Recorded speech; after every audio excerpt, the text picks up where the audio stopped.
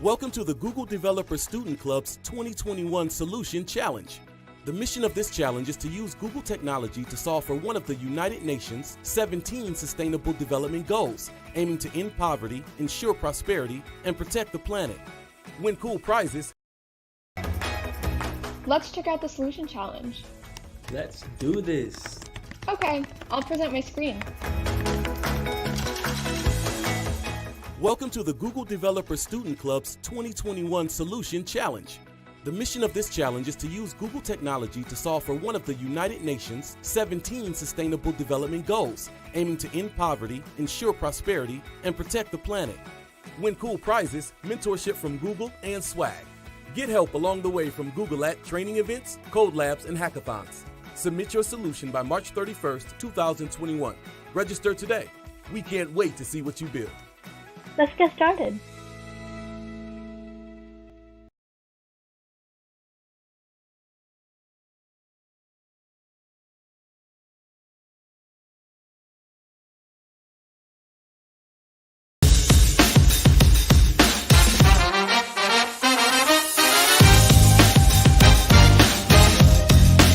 Developer student clubs are university-based communities where students learn about Google technology and use their skills to solve local problems.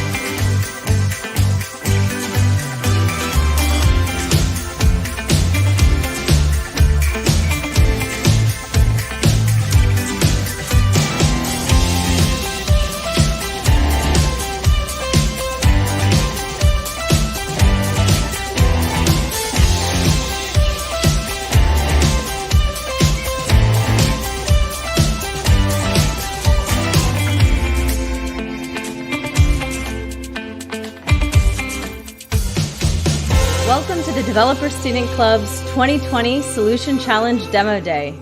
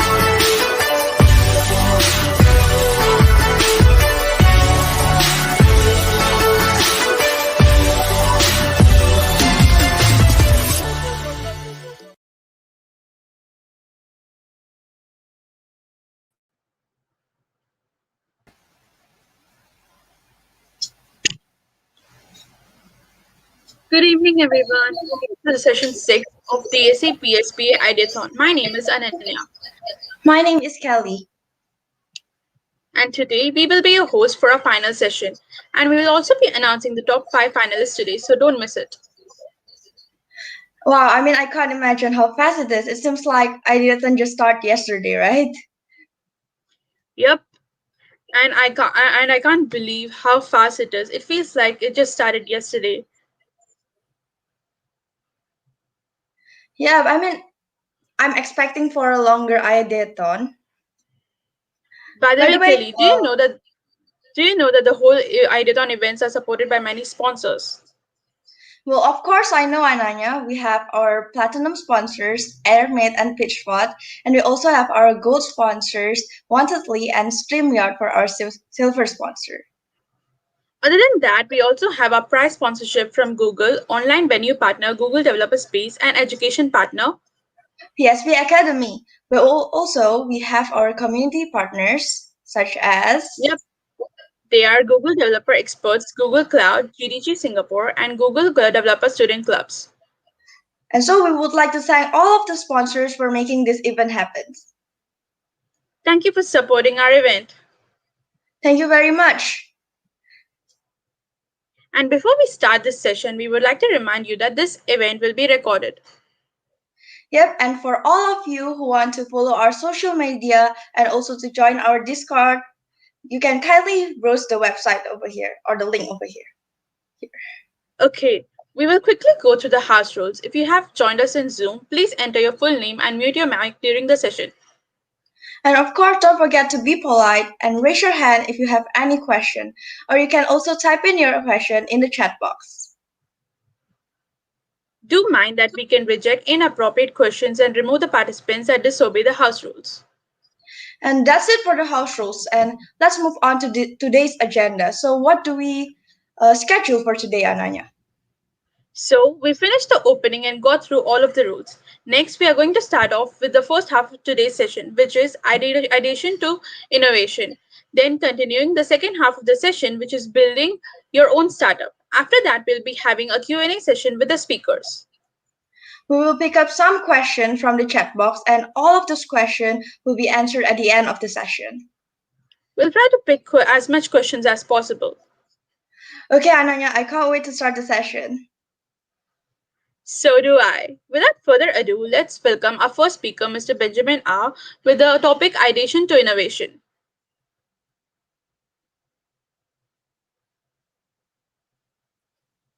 Hi, Benjamin. Hello, Kelly. Hi, Benjamin. Hi, Ananya. Glad to Nice. have Thank you you very much today. for having me here. Yeah, doing good. Can't wait to listen to your presentation, right? So maybe the stage is yours now. Yeah. Let's do this. The Okay. stage is all yours. Thank you very much. Okay. So I'm going to share my slides once again. Good evening, everybody. Nice to thank you very much for having me here, and nice to see you guys. Okay, I know I can't really see you guys. I'm metaphorically seeing you guys as this is as a webinar, but once again, I think I do appreciate you guys taking the time to really come for this webinar itself. Now, for the competitors, for the teams, I know you're coming to the end of your journey. It's been a long, hard journey for you. I wish you all the best in this final stretch. And if you win, wonderful. If you didn't win, it's okay. It's a learning experience. It's all in the growth experience. Now, as you can see on the screen right now, I'm very curious. So I'll be engaging with the audience this way. I can't see your faces. I can't see your chats. But I can ask you to answer things on Mentimeter. So can I invite all of you, audience and participants of the Ideathon, to open Mentimeter either on your mobile device, on your laptops, whichever that you're using right now, and go to this website called www.menti.com.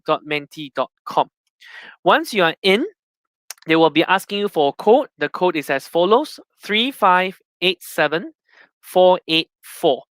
So please enter that code, and let's just have fun with this. Let's just see where you are now. So where are you watching this webinar from in Singapore? Now, if you are friends that are not based in Singapore, you can see I've placed a globe over there. So just place your point at the globe. Okay. So I just want to just have a sensing of where you guys are located right now.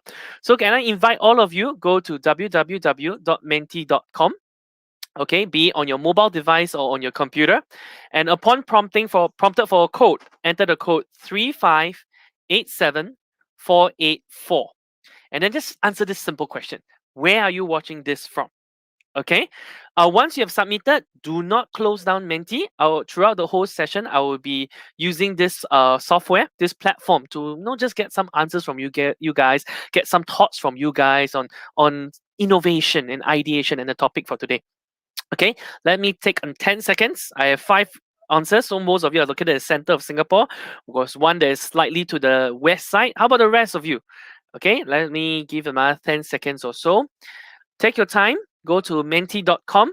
The code is 3587484. Okay, and we will be using this throughout this whole presentation of mine. So please don't close it. I'll be asking for more responses as we go along. Okay, oh, someone is outside of Singapore. Okay, if you're outside of Singapore, please put yourself on the globe over there. Anywhere on the globe. Okay, all right. Well, I'll give you time to adjust to Menti, but continue answering. Today's topic for mine is ideation to innovation. So maybe let me introduce myself first. My name is Benjamin. I am the innovation and gamification architect from Enhyphen. So this is a company that I founded. Basically, what I do is I help companies apply innovation management strategies as well as gamification systems to enhance their offering, to enhance their role, their role in the organization right now, in the world market right now. So I'm gamification. You can see a few certifications on mine, but the one that I want to emphasize for now is Innovation 360. So I'm an Innovation 360 Green Belt practitioner. What does it mean? Basically, I subscribe to a particular model in innovation, and I'll share more about this later on. Something interesting, I'm also a professional doodler. Okay, so you can see these some of my doodlings I've done. Traditionally, I do it offline, but of course, we all know COVID-19 happened. And so I had to move everything online. And you can see one of my online works over here. I'll be very honest with you. I'm not used to being online for graphic recording, for doodling. So it's something I'm still learning. Last but not least, I'm also actually a professional career coach as well. It sounds like I'm doing a lot of things, right? Not really. So I actually co-founded this association, the Career Development Association of Singapore. And with it, we actually plan to professionalize and encourage career development in the whole of this nation. Last but not least, I want to share this very important thing. I'm a father. Okay, I have a son. Now, why am I sharing this? It has nothing to do with the topic, but it has everything to do with regards to this webinar. Why? As you know, we are all working from home. I'm doing this webinar in my work area at home, and my kid is at home. So there may be a small chance that my kid might come into my work area and disrupt the whole thing. The last time it happened, he came to my work area and said this: "Papa, poo poo." Basically, he pooped his pants. So, and it was during a live webinar. So I had to stop the webinar, take 5 minutes, and just settle that. So father duties. So in the event that that happens again, I do apologize. There's a small chance it might happen, and hence that's why I'm telling you about this. Okay, let me just do a quick check on Mentimeter. We have 14 responses. Wow. Okay, about 4 of you are away, not from Singapore, and about 10 of you are based in Singapore. Awesome. Okay, the rest of you who have not answered on Menti, I highly encourage you, please answer on Menti. It's a good way for me to gauge and to engage with you guys and make this a little bit more fun. All right. So without further ado, going to the topic itself. Okay. I'm very curious. When it comes to innovation, when we think of innovation, what are 5 words that come to mind immediately in your head? Can I invite you on Menti? Answer this. What are the 5 words that come to mind when you think of innovation? Innovation is a buzzword that's happening all around us. People are talking about it again and again and again. Another word that we use for innovation is digital transformation. Another big buzzword that has been around for the past 5 years or so. But actually, what does it really mean? As we move from ideation to innovation, we need to understand actually what innovation is really all about. And before I give the model answer, I always like to ask my audience, what do you think it is? So once again on Menti, what are the 5 words that come to mind when you think of innovation? There is no right or wrong answer. Just put down the first 5 things that comes to your mind. Put it in. Don't worry, all answers are anonymous. So I will not know who answered whatever. I just want to get a sensing from this group over here. Okay, for those who don't know how this works, this is of course a word cloud. The more one word appears, the bigger that word will be. Okay, so far everything is one word. Okay, so it's perfectly fine. Let me just read off a few. Digital disruption, experimenting, experiencing. Don't say bo chio. That's very interesting. Definitely a Singaporean right there. Creativity, disruptive, creating, entrepreneur. Is innovation really all about entrepreneurship? I don't know. Let's talk about it later, okay? Adaptability, empathy mapping. So that's a tool right there. Transform, wacky, crazy, planning. Awesome. So I'm seeing a lot of words that are in relation to understanding people. A lot of words that are in relation to it being new. You know, there's always something new. It's crazy. There's also words about being an entrepreneur or IPO. Wow, initial public offering. So you only do innovation if you want to go to do an IPO. Is that really the case? And also see awesomeness. So another element of fun. Awesomeness, wacky, fun. Awesome. Thank you very much for your responses. Keep Menti open. Do not close it. Generally, three themes. The big word is coming out. Technology. Innovation is really all about technology and design. Wonderful. Thank you very much for your answers. Now, my guess here is this. If I were to spend a little bit more time with you guys to really ask and flesh it out with you, what innovation is all about, my guess is most of you would tell me something like that. There is a problem. There is a challenge. You know, a problem is identified, a challenge is identified. Thereafter, we go through the whole ideation process. We go through the whole selection process. We develop, we empathize, we do the empathy mapping like someone mentioned earlier on. We create hypothesis, we create a problem statement. Then we ideate and then hypothesize and then we experiment and we select an answer. And in the end, we come up with a solution and we are saved. Yes, everything is done. Most people will probably tell me innovation looks something like that. In fact, most of you are familiar with this process right now, design thinking. Nothing new to all of you right here. Something that is being mentioned again and again and again. And in case you don't know, design thinking is over 3 decades old. In case you don't know. Okay? But anyway, most of us are familiar with this. We know design thinking is not a linear process. It's a process where we empathize with our stakeholders. We define the problem statement. We ideate, we prototype, we test. And the solution comes out. And from there, yes, we are saved. But what if I tell you this is not the case? This is not innovation. What do you think is missing right here? On Menti, once again, what do you think is missing from the whole process I just showed you? A challenge, a problem statement. It leads to the whole ideation process, the whole design thinking process. That's just one of the frames that we can use. There are many other frames. And then, yes, we got a solution, we got a product, we got a service. Yes, we are safe. But something seems off. If innovation was so easy just by understanding the design thinking process, we get it, then why does it fail? In fact, according to McKinsey, they actually identified over 70 to 90% of digital transformation or innovation projects fail. That's a lot. 70 to 90%. Something is wrong here. What's missing? Someone is saying implementation. Someone saying application. Someone saying future plans. How about the rest of you? What is missing? Testing and validating the model is right for the problem statement. But that's part of the ideation process. That's what design thinking is all about, right? Testing, validating, and then redefining it, and then going back the whole process. Removing the pain with skillful execution. Wow, that's great. Investment, either time or money. Not much research is done. No, I beg to differ. Research is done in design thinking. It's a big part of it is all about research. Wow, a Singaporean definitely typed this. Talk cock sing song but kiasi. Only talk. Okay. Maybe we didn't do the redefinition of the business models, and the list goes on. All of you are on the right track. In fact, I've actually done a little bit of research. According to 15 experts from across the world, innovation experts, they were asked to define, hey, what do you think innovation is really all about? 60% actually shared that, hey, one part of it is about having an idea. Another 60% also shared is about executing an idea. 40% addressing a real challenge. 40% adding value to the company. 40% adding value to the customer. 27% is about changing perspectives. 13% is about moving forward. 13% also agree, nah, definition is not that important. And 7% say that it's about addressing a new market. So you have to combine all their definitions together. What is innovation really all about? This is the ultimate definition, according to these 15 experts, of innovation. It is about executing an idea which addresses a specific challenge and achieves value for both company and customer. Here's the problem. Remember when I asked you what innovation is all about? Most of us focus on three things. Ideas, something new, something for the future, different perspectives. Addresses a specific challenge, yeah, because we want to understand our customer, we want to meet pains, we want to meet gains, so on and so forth.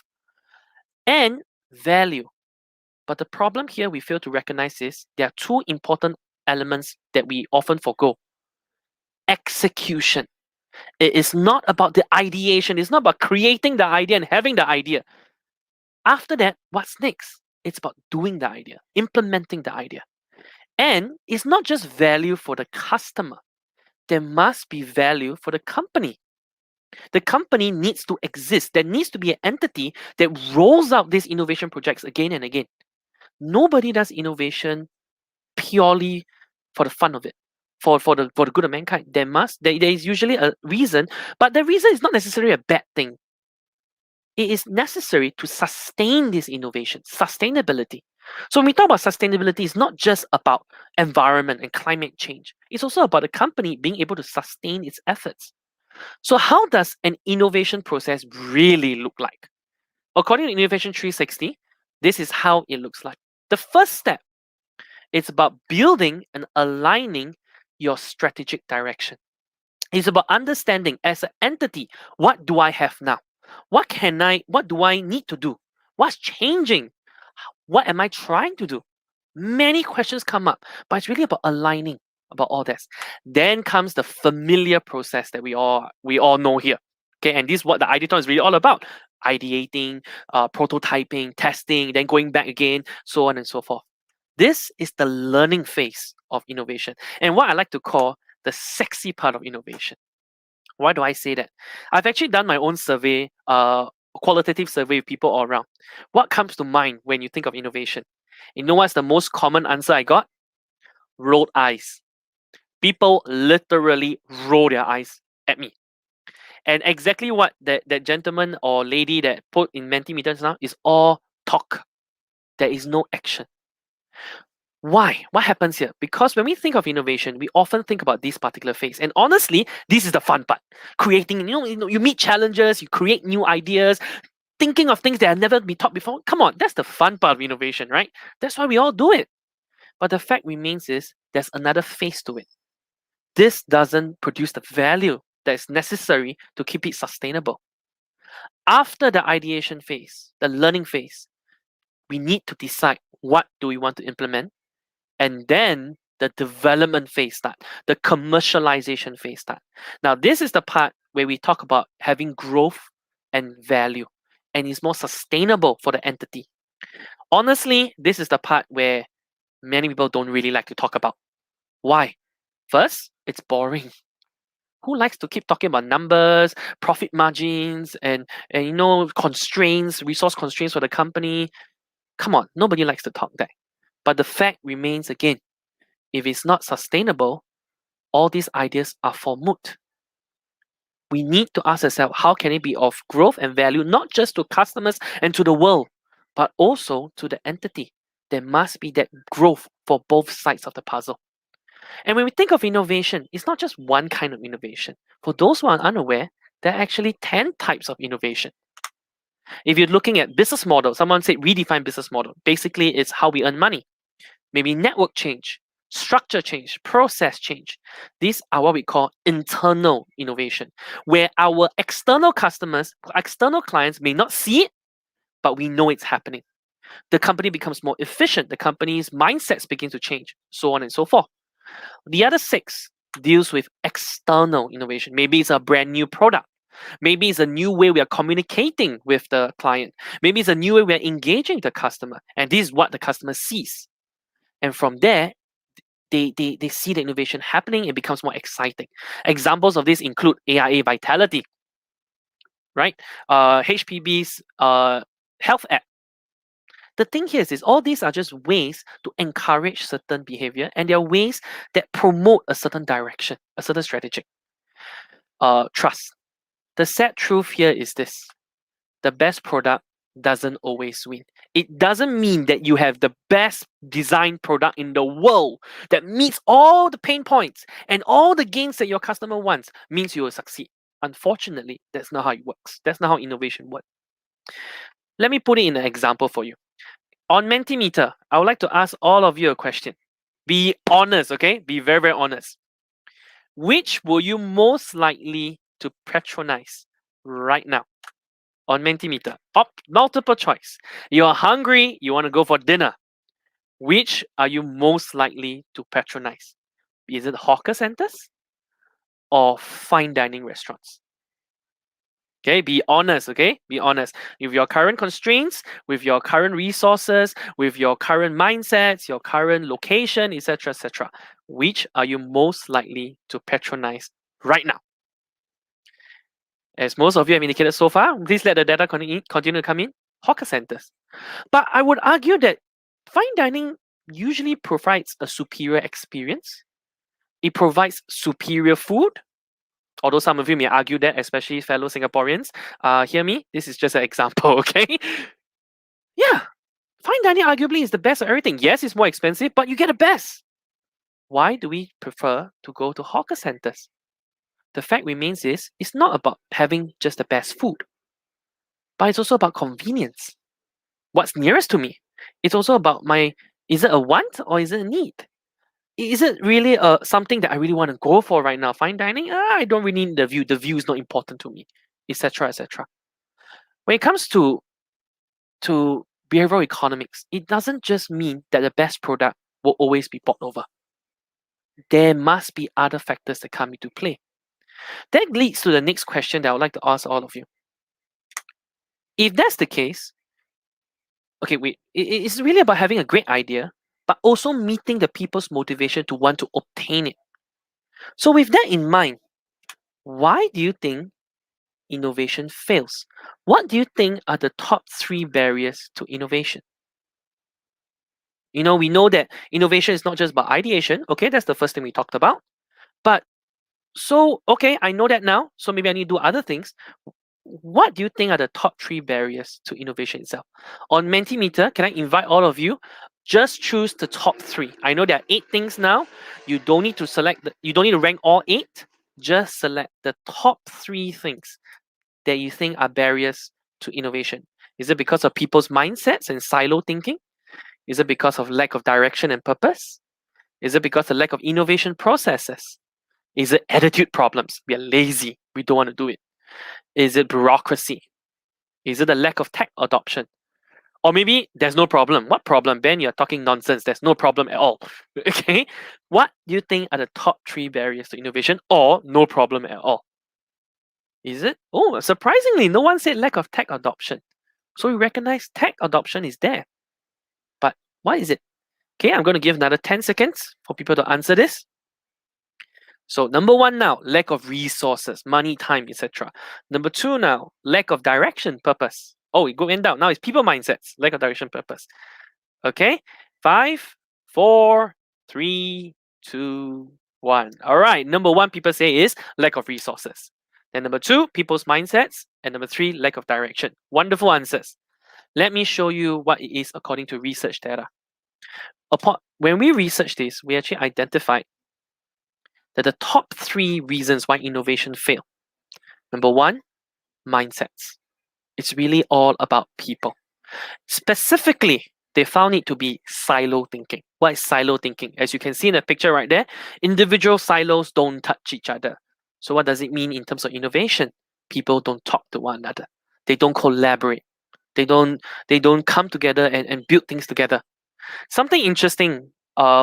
This week actually is a webinar week for me. This is like my 3rd webinar of the week. Earlier in the week, I actually was running innovation webinar as well. And these 2 webinars that I did earlier in the week came about because of a particular individual that was interested in innovation that brought 4 different innovation practitioners together to do this webinar. That's the quick context, okay? What is it all about? He actually made a very interesting observation that I never thought of. He was telling me he spent 1 year talking to many different innovation practitioners, and he realized one thing. None of these innovation practitioners talk to each other. They don't collaborate.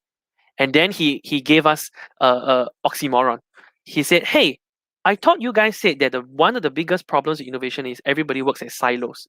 Aren't you working as silos as well? I'll be very honest, when he shared with me this last year, it hit me. It was, oh yeah, why didn't we think of collaborating with people? Do you see the biggest problem? Now, I gave him, there are some reasons that come to mind immediately, IP or so on and so forth. I will not go into that. But one of the biggest reasons is there's the lack of collaborative mindset. We all work in silos. According to research, the number 2 reason why innovation failed, the lack of direction. There is no strategy. There is no data. We just go. And number 3, the lack of processes. There is no process that support innovation itself. Now, I would love to share with you how to deal with all 3 of this, but unfortunately, I don't have that time. So instead, I'm only going to focus on one, only one. And in this case, it's the lack of direction. It's about creating strategy. In the end of the day, this Ideathon was designed that all of you come up with great ideas, great solutions to these problems identified by UN. Wonderful. The question is, how do you roll this forward to make it something that is real, that can be implemented and really addresses these goals? No matter how small it addresses, it at least takes 1 to 2 steps forward. When it comes to taking strategy, one important concept I want to plant in everybody's head now is about being data-driven. Data-driven doesn't mean you just collect data and you just put in Excel sheets, put a nice graph, and that's it. It's about collecting data, converting it into information and knowledge, and then using this to make your organization's decisions. Letting data guide you. In this case, what kind of strategic questions do you want to think about to help all these, especially to help all of you move forward, especially those who are in this Ideathon right now? The first question you really got to ask yourself is, what's happening out there? What are you trying to address? Now, this should have been done in the ideation stage, but now you got to scope it up a little bit bigger now. Actually, what are you trying to do? Why is it so important? If everybody has limited resources, why would this be on a priority list for them? These are questions you got to ask yourself, because you need to convince people to come and utilize your product itself. To help you analyze this, 2 common tools that are being used, I just want to quickly share it out. The first and foremost, the SWOT analysis. The SWOT analysis came from BCG, which is understanding your strengths and your weaknesses. So in your current team right now, what are your strengths? What are your weaknesses? This is an internal analysis. And then we also look out for opportunities and threats. This is more external analysis. And in fact, from external analysis, I will go even deeper, 1 step deeper. Let's do a PSB analysis. Of all these opportunities and threats, which category do they fall under? Is it political? Is it economic? Social? Technological? Legal? Or environmental? COVID-19, an example, is an environmental threat. It's causing a lot of problems for people that can't get it now. Normally in an Ideathon or hackathon, we do it live, right? Normally webinars, I speak live. But now, because of COVID, I'm doing it on webinar. Now, it's not necessarily a bad thing, but it's something that we had to adapt. By analyzing both internal and external, you get information and knowledge on how to move forward in your strategy. This is nothing new to all of you here. In the ideation process, you should have done some parts. Unfortunately, in the ideation process, you only consider the customer. Maybe now we also need to consider the company, you as a team. How do I make it sustainable? Question number 2. Moving on, question number usually how I help organizations, to share a little bit, PSB and SWOT deals with qualitative data. We also need to collect quantitative data. And what I usually do is I use this thing called InnoSurvey.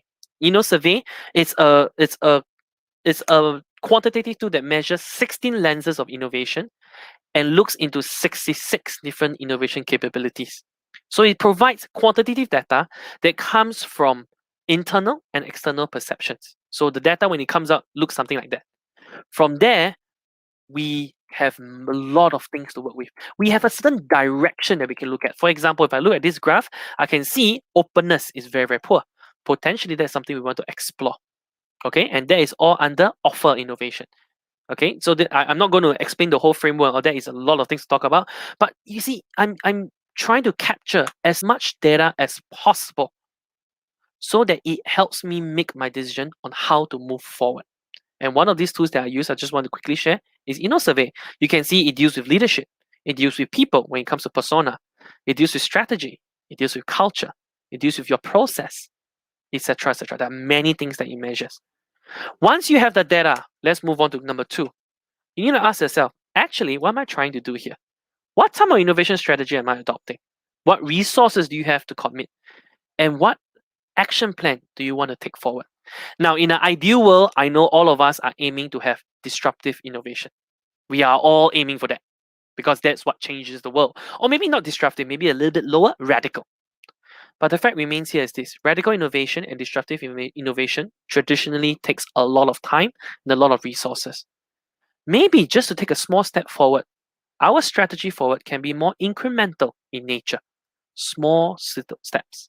In the end, it's about recognizing your constraints and balancing it out with your aspirations that you have set up with. In the end, all of us want big wins, but sometimes small wins is good enough. We don't need big wins. Many small wins can still become a big win. And the third most important question to really think about is, how ready is your team to face the challenges that are ahead? What processes are there to ensure communication and innovation happens? The first thing we deal with, mindsets. I remember talking to a investor before, a venture capitalist before, and he was sharing with me, when he evaluates a team before he decides to invest, the first thing he looks at is not the idea, but it's the team. It's the people willing to go the mile, the extra mile to get it done. And do they have that drive, that synergy that exists with them? Now, I know these are all buzzwords, synergy, collaborative, but the fact remains is there's certain truth in it. Any buzzword that's out there, there's always some truth in it. Personally, I feel certain buzzwords are overused and hence their meaning is diluted, but I still agree they are important because there's still some truth to that whole idea. In this case, is your team ready for it? If no, what can we do to build it forward? So you may need to do a bit of internal incremental innovation first before we talk about external. And we also talk about processes. What processes do you need to create to ensure innovation is a consistent effort? Do you guys reward innovation, or do you stifle it? Give you an example. We all heard of the devil's advocate. Right, the devil's advocate is usually a guy in a team that goes against every decision because they want to offer an opposing view. Nothing wrong with that. But actually, according to the research, playing devil's advocate too early tends to kill off ideas. So when we have a process established that, okay, guys, at this first stage, we have no devil's advocate. There's no such thing as a dumb idea. Just throw everything out. Then slowly we have a certain process to sift out these ideas.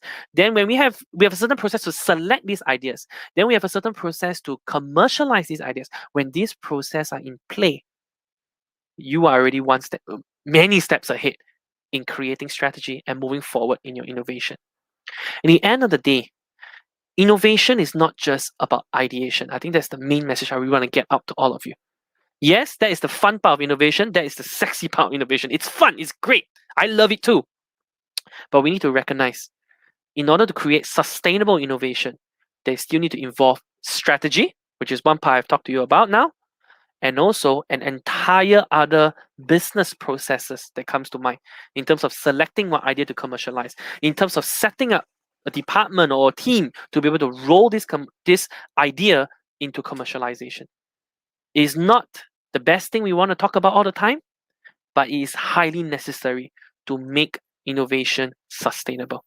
In the end of the day, it's about value to both customer and the organization and the company. It's both. So with that, I am done with my webinar. Thank you very much. If you love to hear more from me, feel free to contact with me on my email or my LinkedIn. and I would love to have conversation with you about innovation.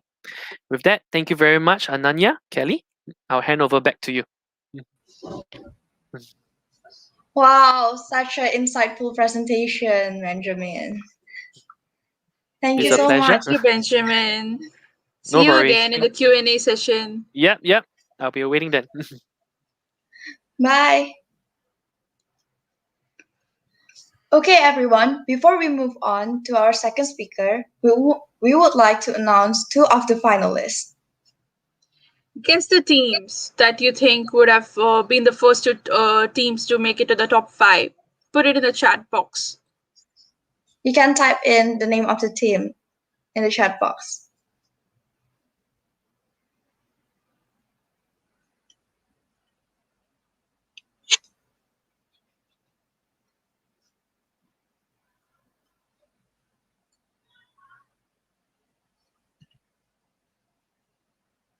Okay, is there any right guesses or?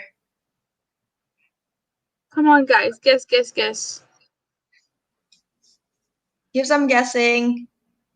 Who do you think will win? No, will be the finalist. Who do you think? Okay, then. Okay, it's taking too long of time. Let's just announce the finalists, okay? Okay, the first team. finalist goes to... Congratulations to Sekai. And the second team is... Congratulations! And we have another group. And congratulations to PIOT. Congratulations! And remember Congratulations, that guys. we will be announcing another group at the end and in the middle. Now, without further delay, I would like to welcome our second speaker, Ms. Cassandra Poon.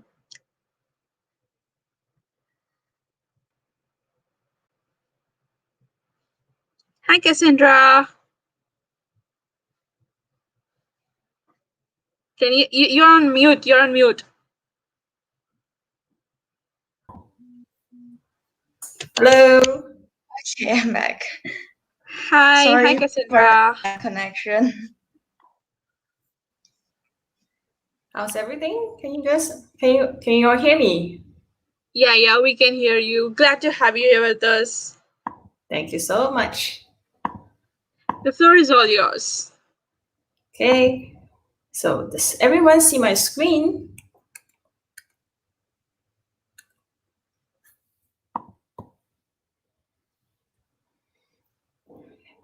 Can, yeah. Okay, welcome everybody for being here. That was a fantastic piece by Benjamin. I love it, when he was running through all the different processes, the growth mindset, fantastic. And once again, I want to also commend all of you guys who are in Ideathon for showing up, for being part of this event, for stepping up to the challenge to tackle meaningful goals. I also want to thank Wantedly and Ideathon for the opportunity to be here. So today I want to talk to you about building your own startup, really just to share some of my learnings on my journey as well. So this is really like the pre-work on how you can turn your crawl to a walk, right? These are also the 7 things that I wish my 21-year-old self would know. So a little bit about me. I am the co-founder of Zazazu. We aim to normalize sexual wellness in Asia, and I embarked on this sexual wellness entrepreneurship journey last year. So I believe I can share some experience on starting a startup with all of you guys. We went down the fundraising route with a pre-seed of 135K. And with this, we have started on 2 different product offerings, on the Zazazu lifestyle offering as well as the products offering. And frankly speaking, I always considered Zazazu to be fulfilling one of the SDG goals, which is SDG Goal 5, gender equality. If you find out more and talk to me more about what Zazazu does, I believe you will also agree with me that we are actually doing SDG 5. So if any one of you are out there tackling SDG 5, kudos to you, we are on the same page, okay? Okay, next, I'm also co-founder of Winsley. So in this case, we do life transformation through Chinese metaphysics like 八字 or feng shui. For this one, we did the bootstrap way. We are still bootstrapping. So I have a little bit of experience on both sides, whereby we participate on a prize round as well as doing bootstrap. So that's why I think I can share a little bit of a thing or two about building our own startup. So before all this entrepreneurship, I was in fact a mobile game producer, doing, I would say, in general, happy games. So I'll touch more about that.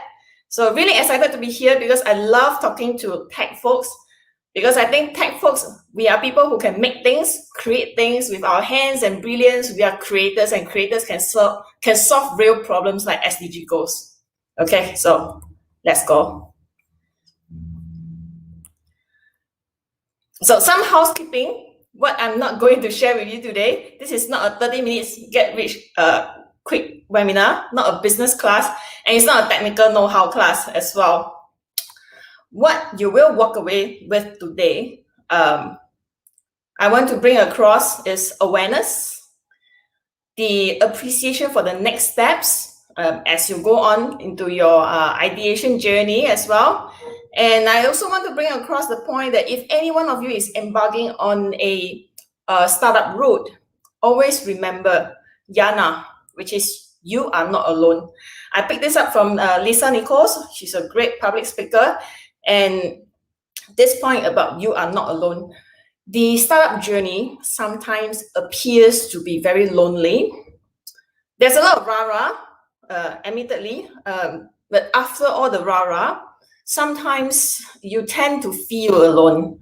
And I want to emphasize that you have to always know you are not alone, Yana. Okay, I have 7 points here. So before I go down, let's have a little bit of interaction as well. I will go down the 7 points, and if any of these points actually resonate with you, let me know by typing OY1, or let's say first point, it resonates with you, OY. And then if it resonates with you, the second point, OY2, and so on. What's OY? Oh yeah, you know, I agree, I get it, I know this point, or I really think that this point really works. So if this resonates with you, do a OY1, OY2, you know, just let me know whether this makes sense to you. Okay. Discover your voice. I think Benjamin in the previous session actually mentioned about, you know, why is it so important for you to actually decide why is a particular idea or a particular startup idea is important to you. I think fundamentally you need to understand yourself, discover your own why. This is not something that one day it comes out and then it's there forever fixed. Very often it is a message that you slowly craft. It's a message that you slowly craft over many, many years through your life experience. Discover your voice, understand your why, and you refine your message. As you refine your message and understand the why of what you do, why you want to do certain things, it helps you to know how you want to keep score. It helps you to define your own personal KPI, your key performance indicators. It helps you to understand in your own race where you compete with yourself, how can you evolve to be the best version of yourself? In the game of life, don't compete with other people, I would say. Compete with yourself. How am I better than myself yesterday, last year, right? If I start doing it this year, by 12 months later, am I better than what I'm doing 12 months later, right? So discover your voice, refine your message, and then you can keep track of your progress. That's very important. Take for instance, my why is to bring happiness and clarity to the people that I serve. Therefore, the games that I'm motivated to make are always geared towards joyfulness, delight, unleashing happiness, and the services that I provide are always towards making people happy, delightful, and with some sense of clarity in a defined space. So I would urge you to be willing to stand for something, because otherwise you will fall for everything. Point 2, before we go point 2, so if you agree with this, do into the comments, OY1, tell me that you agree with me that it's important to discover your voice.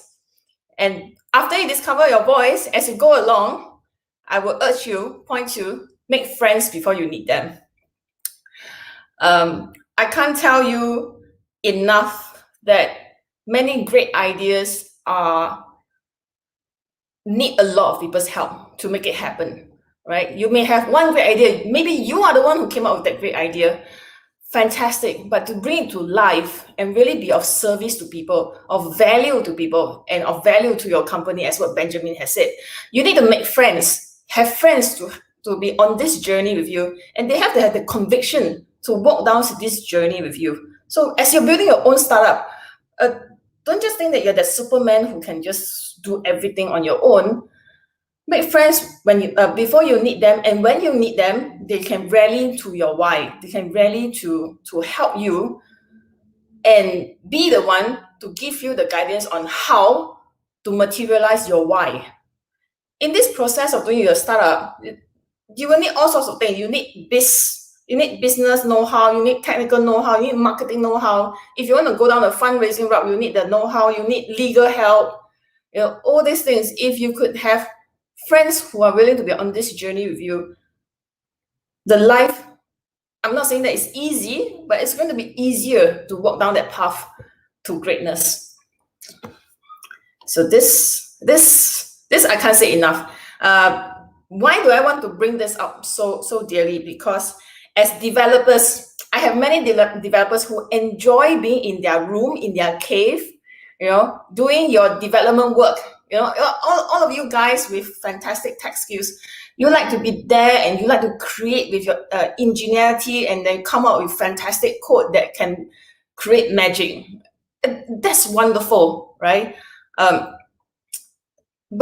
go out. Once in a while, go out and meet people, go and talk to people, talk to the non-techies. You might think that I don't talk to biz people, but hey, biz people are fun too. When I start to make lawyer friends, I realize that all the lawyer friends that I've met, super humorous, great people to talk to, right? So make friends. This is very important. You need to get a lot of people on the how, who can do the how to help you with your whys. Steve Jobs, Steve Warner's, right? That's the how and the why, right? Walt Disney and Roy Disney. Roy Disney is the brother of Walt Disney. Walt Disney is the one with the visionary. Roy Disney is the guy who made things happen for Walt Disney. Think about it that way. So that's what I meant by show up, right? Really show up, be there with people. Okay, and the third point, learn to invest. I would say, if you start investing at the age of 18 with the power of compounding, it gives you a lot more options when you have enough life experience and enough, I would say, resources to actually pursue your dream. Let's say you have already found your reason, found your why, found your voice, and then now you have decided that this is the time to do something. And if you have been allowing the power of compounding with all your investment happening in the background for the last 10 years or 20 years, you have a lot more options and a lot more leeway and a lot more runway to be able to pursue what you want to do. So learn to invest. The other good thing about learning to invest is you actually wear a different lens as an investor, and you see what successful companies who are already IPO, what do they do? What, in terms of products and services, right? These are the physical manifestation of their fundamental whys, right? And when you can evaluate with a different investor lens and you look at how other people are doing their whats, how they do their products and services, how they do their business model, how they do their distribution channel, how do they acquire their economic moat, then you can learn from there and you develop your own economic moat. You develop your own whats, your business models, right? Learn from it's okay to stand on the shoulders of giants. It's okay to learn from them, right? And if you already start learning at 18, at 21, and then it leads up to you being at 31, at 41, and then you're going to do your own thing, you will have gained so much perspective and insights. Okay, and the next one, fear. I think a lot of people think that fear is your enemy, but if you look at it the other way, fear is just another emotion. Fear can be your informant. Do not look at it as your enemy. Why do I say that? I think maybe if I rephrase this in another word, another phrase, Murphy's Law. All developers are very familiar with Murphy's Law, right? Things that can go wrong. Things that will go wrong can go wrong, right? And what does this mean for you? It means plan B. It means that when you fear that something might go wrong, do a bit more research, do a bit more planning, do your plan B, right? Don't be extreme, plan C, D, E, F, G, but at least have one plan B. We can be very optimistic. I think all entrepreneurs are optimistic people. That's why we jump into this startup world. But beyond optimism, use fear as an informant to come up with your plan B. For instance, just this week, right? This week was a challenging week for us, for Zazazu. We have our ad account banned and things like that, and we have some time back we have our EDM setup being blocked. We have many challenges, and once these things happen, right, within the Zazazu team, what do? And we have to come up with our plan B. We have to start working on something else, work around to get things going, because you don't let fear paralyze you, right? Let fear be your informant so that you come up with more creative ways to resolve whatever challenges that come up. Next, get a mentor, get a coach, get someone, a mentor and a coach who can see you for who you are and doesn't sugarcoat things to make you feel good. It's so important to have someone to help you be your side mirror and avoid blind spot. Again, this week was a big week for me at a work level and at an emotional level, because again, this week, just this Wednesday, my ex-boss was breaking down things for me, like what I had not considered, what I have done wrongly, perhaps. And amongst other things, he also mentioned to me how important the networks are. That's why I asked you guys to show up, make friends, because the networks really help to make things happen. And in the world of businesses, things are not binary. They are not just ones and zeros. They're not just black and white. More often times, there's always 50 shades of gray in between. So get a mentor, get a coach, because their experience will really help to cut short some of the unnecessary route that you have to take, so that you don't have to learn things the hard way. Okay. I know we're at Ideathon. Nonetheless, I think it's important to just drive this down, that ideas are cheap and worthless until you execute them. And Benjamin went through the whole 30 minutes with you guys, how you need to execute them properly with the right processes, with the right mindset. But at the end of the day, this is very important, right? You can have all the great ideas that you do, but if you don't execute them, just like one of the participants, it's just talk, cock, sing song, right? Nothing happens. So execute them. Then your startup becomes real. Your startup becomes something that you can validate, become hypotheses that you can actually start working on and do all your different A/B tests, speed tests, and so on. So execute them, right? Find a way to execute them, find a way to test them. Only then there is value, because only then it's being manifested from an idea to something that is solid. And finally, if and when you decide to build your own startup, I think I want to emphasize very strongly to you, your value is determined by you and you alone. Your value is not determined by your startup. Does not matter what the valuation is, right? Your value is not determined by someone else's approval. Your value is determined by you and you alone. Have some self-love, right? Know that you are enough to make a positive impact on someone, and trust that you are worth loving yourself. Many startup founders suffer some form of imposter syndrome. I know it's easier said than done, that don't worry about imposter syndrome, blah, blah, blah. I know it's easier said than done, but it has to be said. Willpower is overstated. Rather, I would say set up a good environment around you. Surround yourself with people who love you for who you are.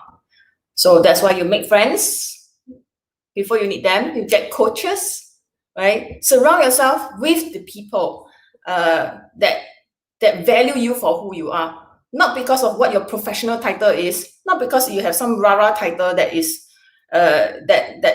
tied to your own identity, not how much you earn, but because you are who you are and they love you for who you are. Set up a good environment around you, and in your journey to doing your startup, they will be your pillar of support. Okay, and I did say right at the beginning, this is not a business masterclass, but then again, I do want you to know that after this Ideathon, even if you didn't win, but you feel like you're onto something, you have these things in your mind, you conceptualize this game-changing idea that will transform the world. Check this out. Brad Field on validating your startup idea. I just grabbed this from LinkedIn Learning. Excellent point. I mean, every now and then I jump back in just to revise, kind of like keep this in mind, and run through this. Some of this, like the cost of not doing your idea if it's your passion versus the cost of doing an idea if it's not your passion, right? These are very subtle but important things to think about if you're onto the path of starting your own startup. So check this out. And finally, recommended reads. The first 3 books, 0 to 1, Lean Startup and Start with Why, they are excellent books to get into a certain frame of mind before you embark on the startup journey. So do grab them. They're very easy to read teen books.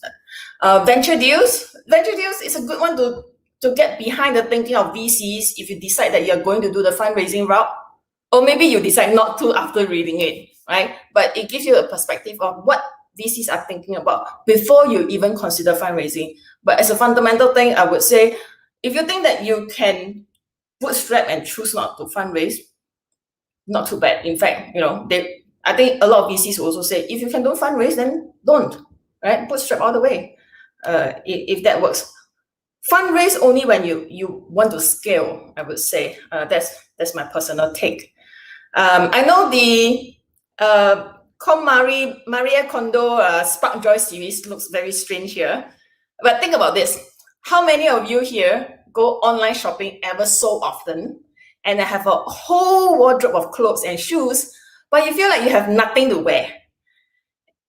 So beyond tidying physical mess, right? The gist of what Maria advocates is about understanding what delights you at the core. And once you're clear of what actually delights you, you realize that the clutter in your room, along the clutter in your head, it will clear up very easily. So these are the 5 books, and with the Spark Joy series, together with Start With Why, I truly think that they complement each other very well in terms of allowing you to understand your why, and really distilling it to that single mission that can drive you towards your life. Okay, so some parting words. In the game of life, failing is part of the level up process to the end game. So give yourself permission to fail so that you have the permission to fly. It's the ones who don't try who will never fly. Transformation itself is not convenience. Transformation is conviction. Conviction and convenience, they don't live in the same block. Always remember, you are a masterpiece that's work in progress. You are meant to be on earth to impact at least one person positively. Don't be stingy with the value you can give. There will always be people waiting for your gift. I always think that I'm also a work in progress, emotion. So grow with me, allow me to grow with you. We can always be a student and a coach at the same time. And if possible, I'd love to be teaching you from my imperfections, right? So to all the princes and princesses out there, I would love to be your kingmaker and queenmaker. It'd be my honor to be of service to you, to lead you to a better place. So drop me a note, connect with me. I'd love for you to give me permission to invite me to the front seat to watch you transform your world, transform this world, right? So follow my startup journey at Zalazu. And thank you, my future kings and queens. And may the best team win the Ideathon. Thank you.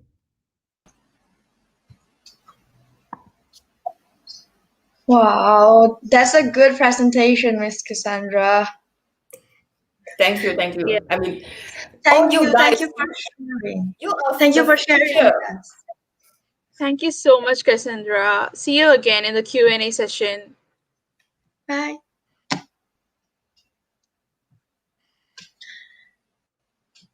Now we are going to announce another 2 finalists. Which is So, Tracity. Congrats. Congrats to Tracity for making it to the top 5. And the other And the team next- is congratulations to Prime Calculus. Remember that we still have one Yay. more finalist that will be announced at the end of the session. Yes, Kelly, that's true. Now, without further ado, let's go for the Q&A session. Yes, so if you haven't typed in your question, please type in your question now in the chat box, and our speakers will try to answer as much question as possible. So I think now let's call the speakers back. Yeah, let's call the speakers back. Welcome back, Benjamin and Cassandra. Hi again. Hello. Hello.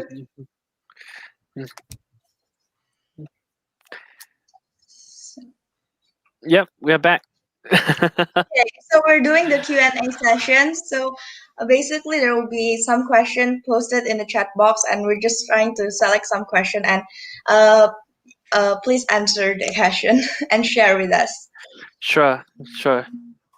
You said try our Okay. best, so we'll try our best.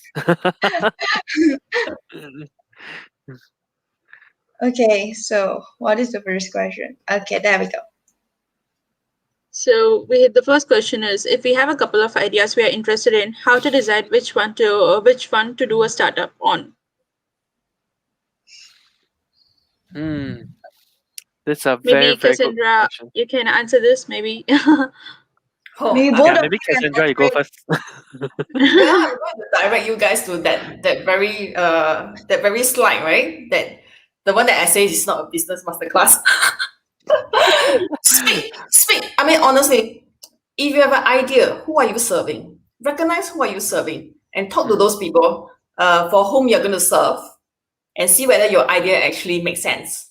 I was just reading a story about someone who had that problem statement where they say that, babies from this remote African town, many of them died because they couldn't get in the incubator fast enough, right? So this team of people, they start making cheap incubators because they assume they can't afford it. But when they go and visit the hospitals, they had incubators. It's not like they cannot afford. The hospitals have them.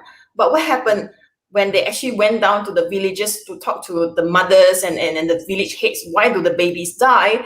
And it's because they couldn't, in the journey between that 2 to 3 hours from the village to the hospital, the baby died on the way, right? They just couldn't get there in time, and because they were cold and whatnot. So the solution is not about coming up with a cheaper incubator. Pointless. The solution is to find a way to get the babies there in time, in that 2 to 3 hours, so that they don't die of cold or something else. So you may have a great idea how to solve that problem, but talk to the people that you're trying to serve. I think that's the first thing that you should do before you even start coming with a solution. So your idea is almost like a solution, but who are you serving? Okay.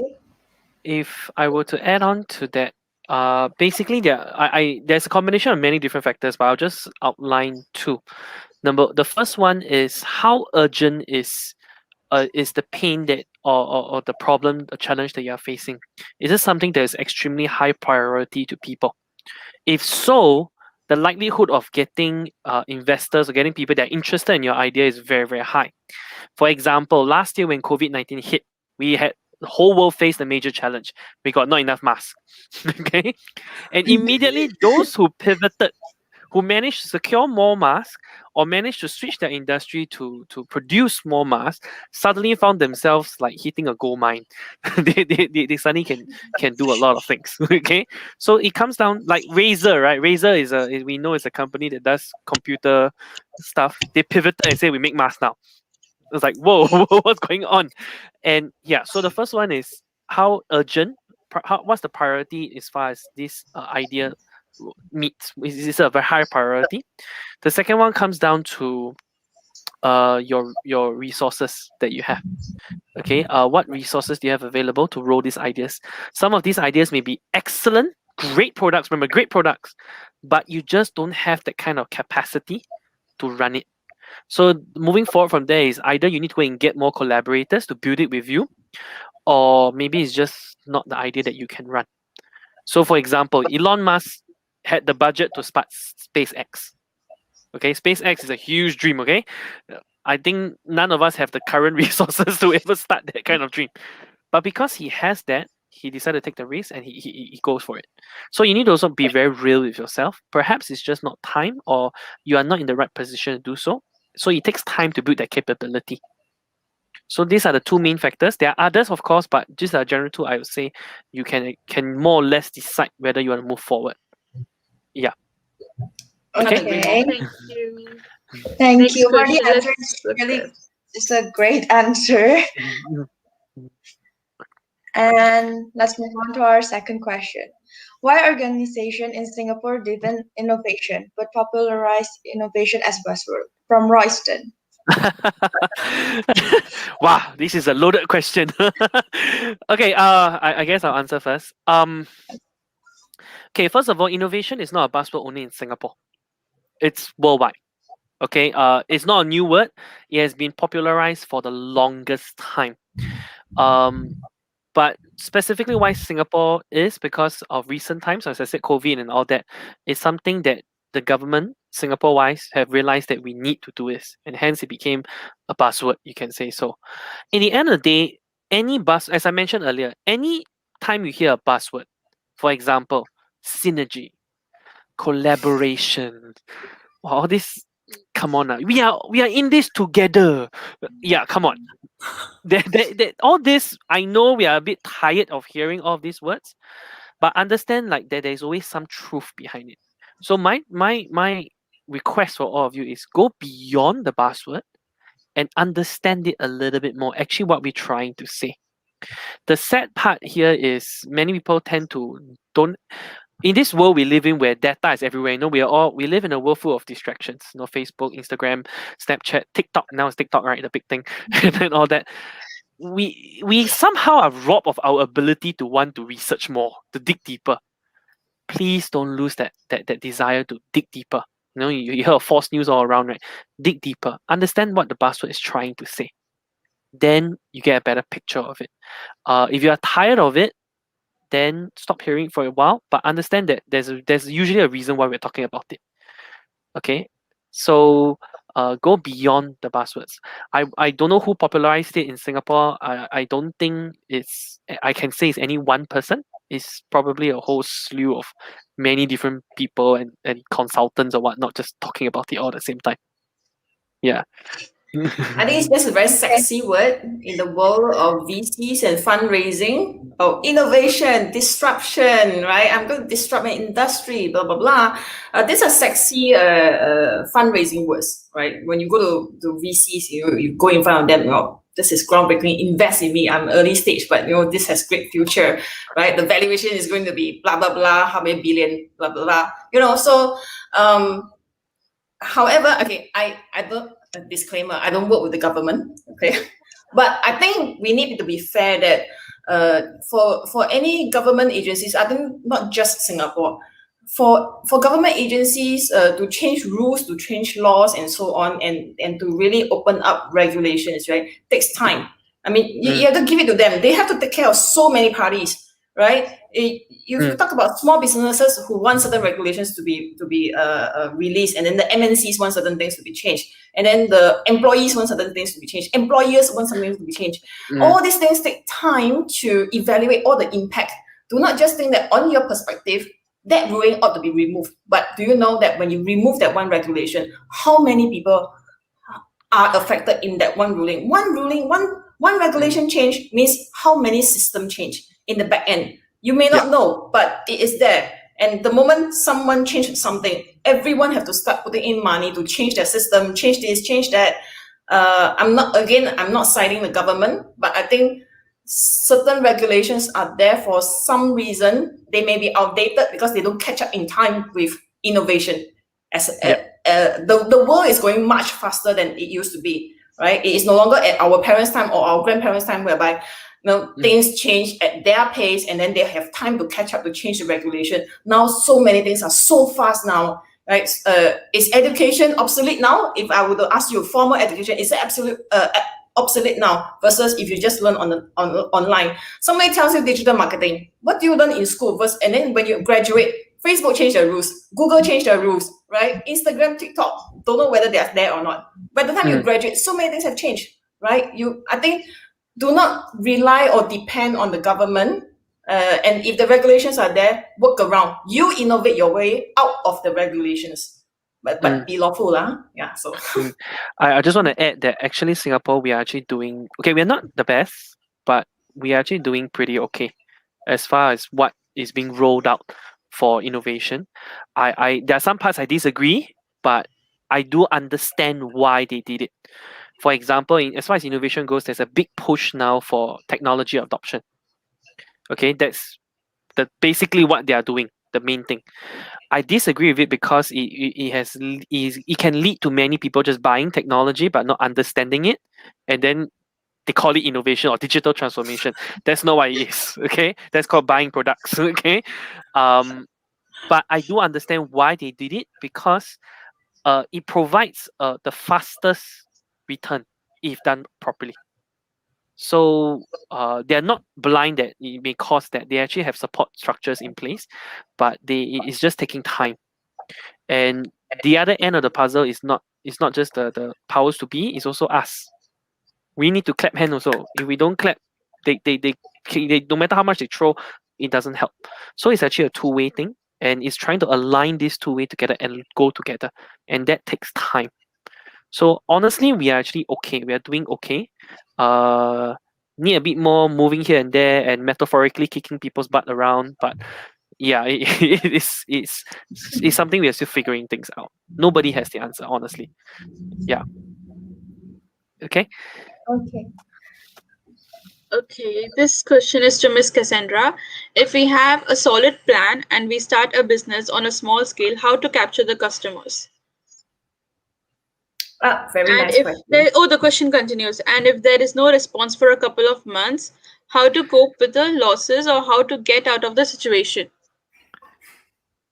Okay, so there's two parts of this question, right? How do you start? I think first part of the question, I'd like to always say, talk to the customers. If you can convince some of the people out there who actually sees that this solves their pain, are they willing to take out their wallets, right? And if they're willing to take out their wallets, how much are they willing to take out? I might be willing to pay $1 for your solution, but is $1 enough for you to leave? Versus actually you hope to charge him $100, right? So the value of the pain, how much are they willing to pay? So if you just talk to a few people and they say, this is a real problem, the technique of asking the right questions is also important. If you ask leading questions, right, then you are just looking for validation to prove that your idea is good. So maybe train yourself as well when you're trying to talk to customers to ask the right questions to really sift out their pain. And then you can see whether, okay, what they say plus my own insights of my solution actually solve their pain, right? Do not go out and say, let's say you have the next best iPhone, the next best phone, whatever it is, and you go to this person, wouldn't you like this new phone out there? It's so good, right? And the guy was like, oh yeah, maybe. And then you take that maybe as, oh yeah, someone wants my latest gadget, right? No, but you would rather ask, what's wrong with your current phone that you hope to improve? And then they say something, and they're like, oh yeah, my solution actually does that. And then that's a validation, right? So the skill of asking the right questions to your potential customers, that's your first step. And so in this case, I will also recommend face-to-face talk. So what it costs is time. It does not cost you money. Some people think that I just go on the digital marketing, send out to 500 surveys, get 500 people to do the survey, and then I will get some answers, and that will validate my idea. No, it's very different from someone filling up a survey on the internet emotionlessly and then send it back to you versus you actually talk to someone. When someone say, oh yeah, maybe, that's a yes on the paper if they just fill a survey. But when you face-to-face see that, are you sure you're convinced by that to put in your life savings into it? Maybe not, right? So talk to at least 10, if not 50 people, just to get the sense. So that costs you nothing, but it costs you time. And then when you talk to 10 or 50 people, and then it sucks, then you know you should not pursue anymore in that sense. So that already helped you to cut loss, right? When you talk to 50 people, and then you get a good percentage, maybe 20, 30 people, or half of them are actually quite happy with it, then you feel like, maybe I'm onto something. Then go to your school, get a grant, go to Google, get a grant, get something started, and then see whether beyond that, are you able to move it even further with all the friends that you have made who are helping you with a little bit of marketing, on the side, with a little bit of hustle on the side. I think at your age, I think you guys have that energy and the capacity to run this through. I hope that answers your question. Yeah. Yes. Thank you, Cassandra. And we'll wait for some other questions, to come up. To Mr. Benjamin, is it better to invent a completely new thing or improvise an already existing product or idea?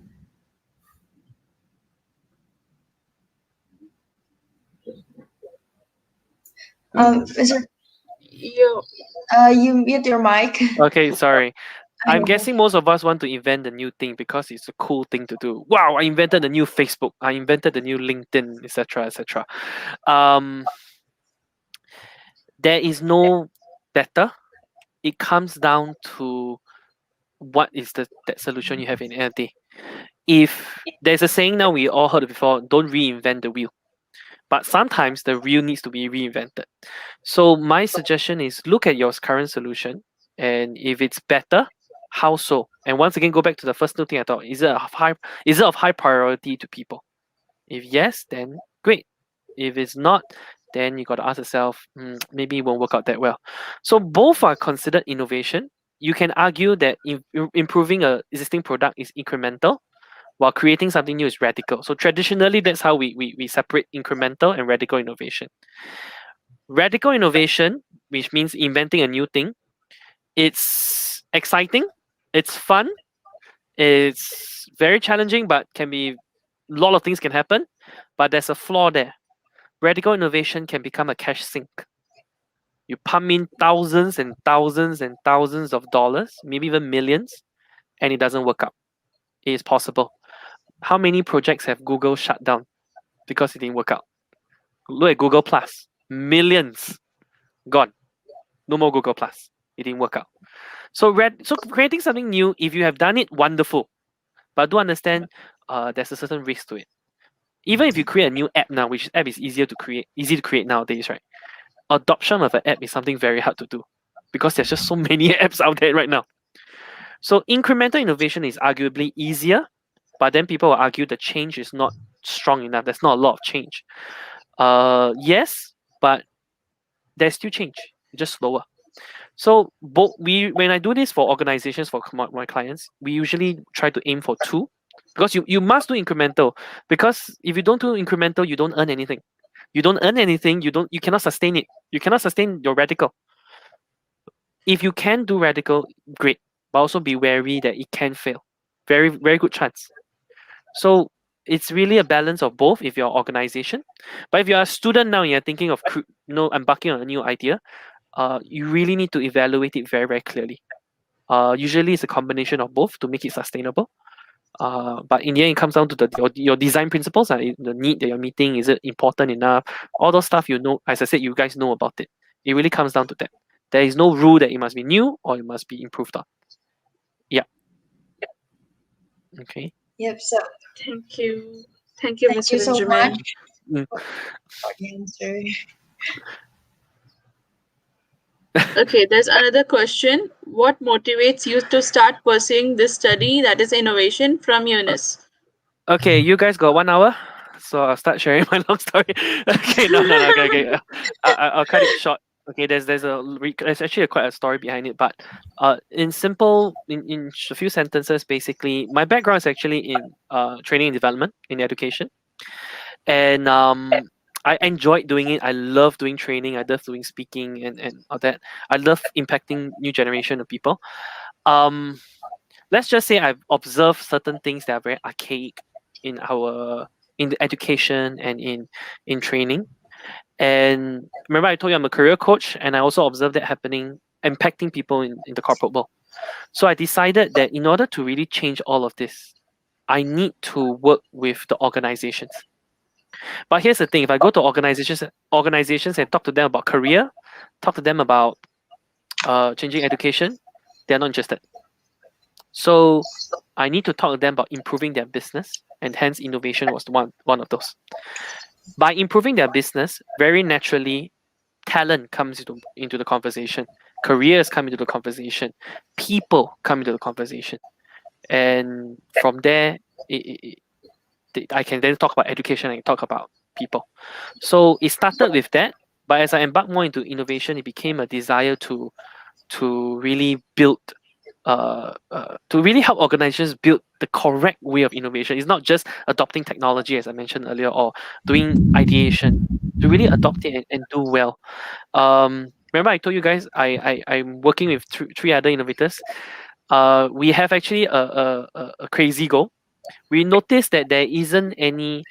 If I ask you to think of a Chanel that come from Asia, no brands come to mind. Right? Any global brand that you think of usually comes from Europe or United States. So even you say Grab, but Grab didn't really permeate the other side. It's mainly Asia. Okay, so we had actually a small desire. We want to be the enablers to create the next global brand that comes from Asia. Yeah, come on, man. It's time for Asia. so that's one of it. But mainly is really I want to start impacting people, understanding it, and then creating change. Okay, there's a long story behind it. So if you're interested, connect with me and I can share with you that story. But that's the gist of it. Yeah. Thank you so much, Benjamin. Let's see if we have any other questions or we can wrap up.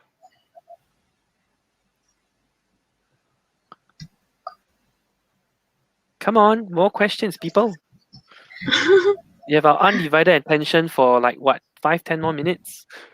After that, you got to queue, man, for our attention, Cassandra and myself. Okay, maybe I'll ask one question. Okay. So we just announced the top 5 finalists, right? And some of them are chosen and some of them are not. There are so many teams that registered for the Ideathon. And would you like to give some advice or sharing something for them who are chosen and also the one that is not chosen?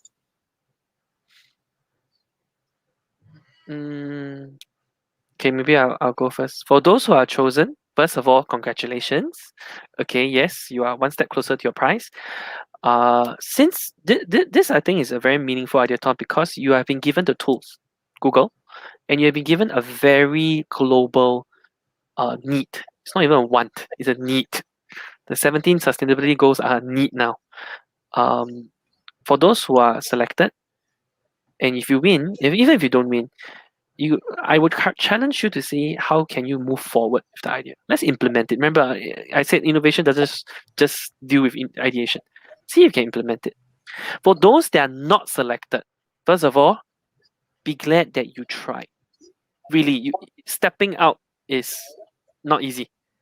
Okay, the first time I did public speaking like this, I stammered all the way through. Stepping out is not easy. First, pat yourself in the back. You have stepped out. You have done the first step. Your idea is not necessarily bad. It's just that somebody had a more striking idea. It's okay.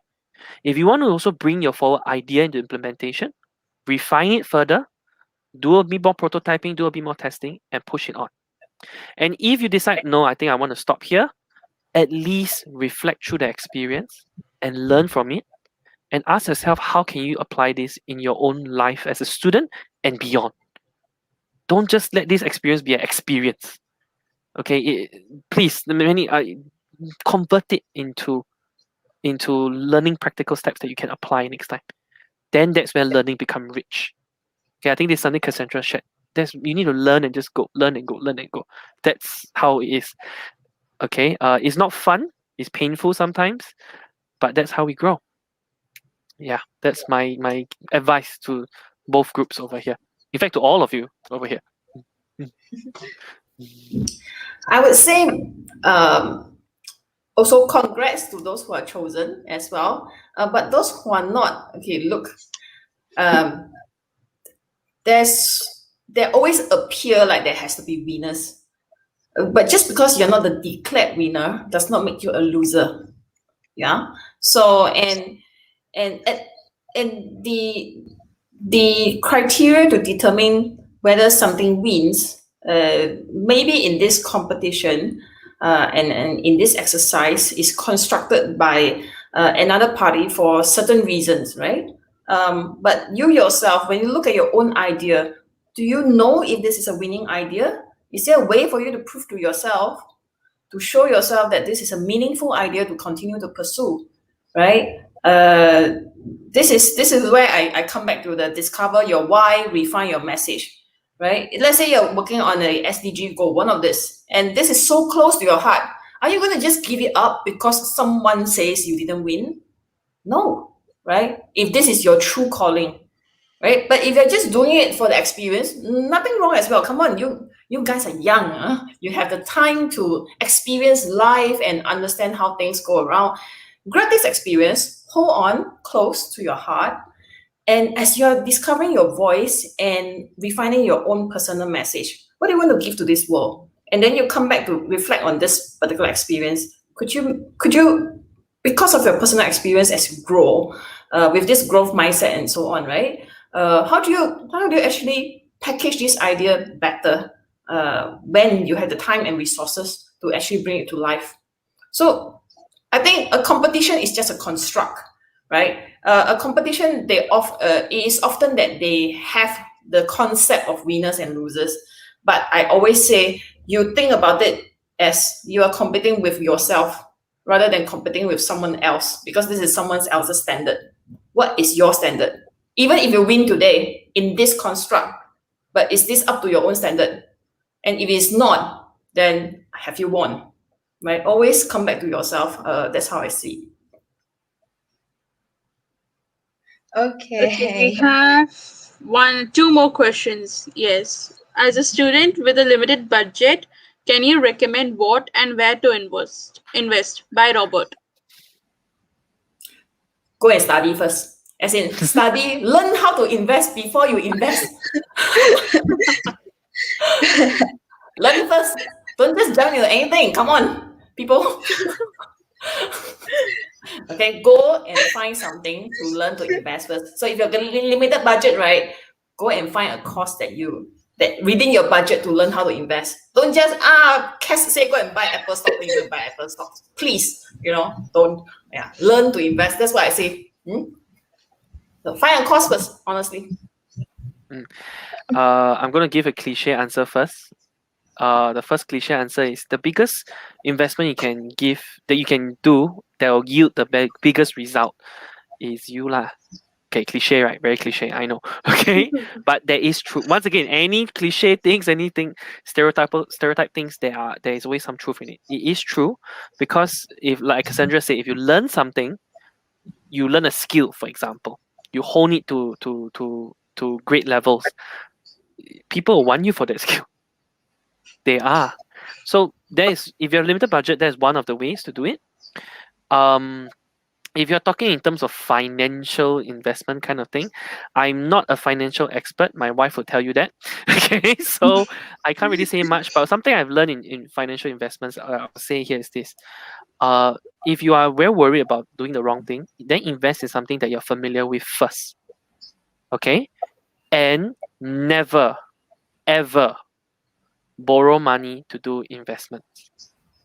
Ever. Okay? You only have $10 to invest, then use $10 to invest. It's okay. Start from there, build it up slowly. As Cassandra said, most of you are young, so start small. Okay, start small. It's okay. Yeah. All right. Let Yeah. me jump onto this after you're done. Yeah, I'm done. Okay, so let's say you're into the be it you're going into the financial markets to invest, right? Please know that they have this thing called paper trading. You can do paper trade for like 1 whole year, 2 years, 10 years is fine, right? Limited budget. Then and one point that and to add on to what Benjamin said, right? Don't invest if it is your lunch money. Don't use it to invest into the markets if it is your school fees, Invest the money, I would say, that you can afford to lose. Like if it's gone for whatever reason, because of silly mistakes, sometimes you need to pay school fees, you don't suffer, right? That's why there's paper trading, right? Paper trading gets you to hone your skills and whatnot. And by the time you saved up enough, such that this are money that you can afford to lose, it doesn't affect the roof over your head, doesn't affect your children's school fees, doesn't affect your own school fees, or doesn't affect your mortgage loans or car loans, blah, blah, blah. Then you put in the money to actually do the investment. But in between from the actual putting in the money to invest to from now to then, you can always do paper trading, right? Go for some courses, learn, understand, right? Understand what are the parameters that people look out for, be it your earnings ratio and whatnot, right? Then you jump into it. Meantime, paper trading is free. Open an account, paper trading is free. Then even with low budget, so-called, right? Invest in learning how to invest. Don't just buy some stock because someone tell you to. It's a very dangerous game to do. Most likely you lose more than you earn. So I don't advise you to do that. So learn first before you throw the money into the market. Yeah. I understand it's a psychology thing. Stock market, it doesn't work like how we think it works. It's a psychological reaction. Oh yeah. Like when COVID hit, Zoom, a lot of people started using Zoom, right? Their shares increased by 136%. Oh no, 120%, about there. But little people know there's another company that's also called Zoom. Their shares increased by 1,360%. It was a classic case of people just saw the first Zoom they had and they bought shares there. And it just so happens it's not the Zoom communications company that we are thinking of. It was another Zoom company. Yes, it's a psychological thing. So be very careful, as Cassandra said. If invest only what you can. If you cannot, it's okay. There are other ways. Okay? Yeah. I understand there's one more question. Okay, the last question. Okay. If you have no choice but to work with someone with a poor attitude or someone who forces ideas on you and the other members, how would you two get these people to cooperate with you? From Unislim. Cassandra, you want to go first? I'm making an assumption that this is a school project. If this is a school project, either you talk it out with this person or you have to tough it out. Just take it on, right? Don't let this person drag you down. If you have to do your share to get your grades, I don't know how the school system works these days, whether reporting this person to the lecturer helps or not, right? I have no clue. But if it does not help, right, I would honestly just say tough it out, right? And if you have to do everything, because if this is a school project, I don't think the scope is that big that you can't actually handle. You might need to burn a few more midnight oil, but probably the scope is not that, like corporate level, right? But if you're at the corporate level, right, then this is a mature mature adult talk, right? This is when your supervisors come in. This is real life. Yeah, you talk to your supervisor, tell them that this person is not putting in the due effort to do this. Either get that person out of the team or get you out of the team. And this is an adult conversation, right? But if this is at school, and if complaining to lecturer doesn't help, I think I would just say, don't let this person drag your grades down. Do what you can to bring the grades up. That's how I would see it. Because if the person, I mean, so what if both of you just take it that if you don't do work, I also don't do. Then how? Both of you fail together for what? Yeah, sorry, I'm just being a very practical person here. Okay. The idealist in me will say we should all be like in High School Musical. We're all in this together. I think. Of course, let me be a realist here. It's not the case lah. In case you don't know, no matter how hard you try, at least 10% of the world hates you. Don't care. Doesn't matter how hard you try. Okay. Sound very bad now, but anyway, what I would recommend is first try to understand from this person's point of view, why is this person forcing their ideas down? Is it because there's a strong desire to win? There's a strong desire to achieve something, whatnot? Try to understand their point of view, and if possible, share your point of view. In the end of the day, the goal is try to discover a middle ground where we understand each other's point of view, and we can develop a process or a metrics to decide on to make decisions. Okay, this is the ideal situation if the person is willing to have a conversation with you. The goal is you initiate a conversation with the person first lah. Let's try to find out first. There must be a reason behind it.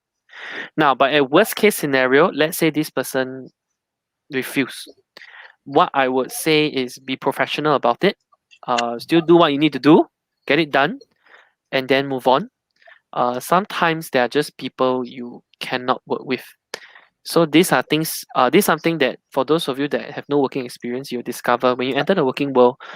A good part of it is really about learning how to work with each other. Now, some people say play politics. Yes, but I'm a person that refuses to play politics. I don't want to play it, but I do understand why it's necessary. To a certain extent. Okay, this one is a loaded statement, so I will not go too deep into this. But basically, at least be professional about it. Get it done. Move on. It's okay. It happens. Okay. Most projects fail. Be it in school or outside. One of the biggest reasons that projects fails or in the workplace is also usually because of people. In fact, there's a saying, as a career coach, I can tell you a common saying. People don't leave organizations. People leave people. When people quit, they don't leave the company. They leave people. I'll leave you to think about what kind of people. Okay. All right. So yeah, to Eunice, try to find a middle ground. Conversations, but if cannot, then move on, professional, and then move on. How you do one thing is how you do everything, right? So don't go down to the other person's level. I would say uphold your own level and get out at a higher level. Yeah. Well, I think that's the end of the Q&A. But before we end, maybe we can take some photographs together. Okay, 1, 2. Okay. So thank you, Cassandra, and thank you, Benjamin, for sharing. Thank you for today. Thank you for joining us. It's a wonderful night. Thank you so much for joining. Bye-bye. Bye. All the Bye. best. All the best. Bye, Yes. guys. Okay. Before we end the session, the last finalist that we are going to announce is... Okay. Congratulations to Beautiful. Congratulations, guys. So we would like to congratulate to all of the top 5 finalists. Yes, congrats to the top 5. Tomorrow will be the last pitching, which will be conducted at 2:30 p.m. So start joining at 1:45 p.m. And each team will have 10 minutes for presentation and 5 minutes for Q&A. And for the groups that are not chosen to be at the top 5 finalists, that doesn't mean that you're bad. Yeah, every group had great submission. In fact, it was quite difficult for us to decide the top 5 teams. Yep, that's true. Everyone has done a great job. By the way, it's not the end, guys. When this session is finished, it is the beginning for you to start working on Google Solution Challenge. Yes, that's right, Ananya. Good luck, everyone, for the Google Solution Challenge. Good luck. And before we end the session, we will once again thank our platinum sponsors, Airmate and Pitchbot, gold sponsors, Wantedly, and silver sponsors, StreamYard. Prize sponsorship from Google, online venue partner Google Developer Space, and education partner PSB Academy.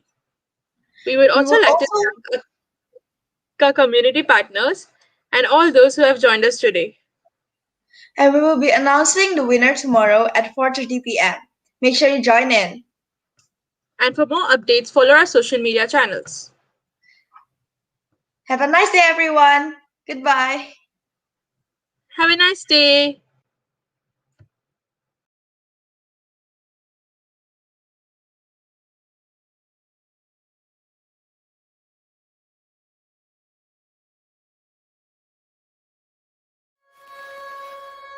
As a founder, you have to be okay with starting over. I used to run a software company here in Serbia. Then me and my co-founders decided to follow our true passions and start Two Desperados, a video games development studio. Our first 2 games, Voka Voka and Violet's Quest, grew organically. They hit #1 on the charts and reached over 30 million downloads. But as our games grew, our studio had to grow as well. We joined the Google for Startups Accelerator to learn the organizational and leadership side of growing a startup. I actually used to be a mentor at Google myself, so I knew how much we could benefit from the program. Now our studio has over 45 employees and we are building our 3rd game. Being a founder is definitely not easy. There are always more problems, never less. But I wouldn't trade it for anything.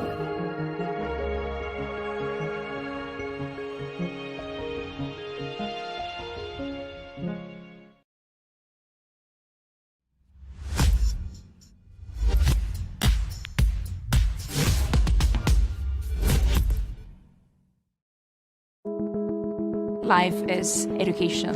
Life is learning. Life is trying, failing, waking up and trying again. If you're an entrepreneur and you're not continually learning, that business is not going to go very far. That's the fact.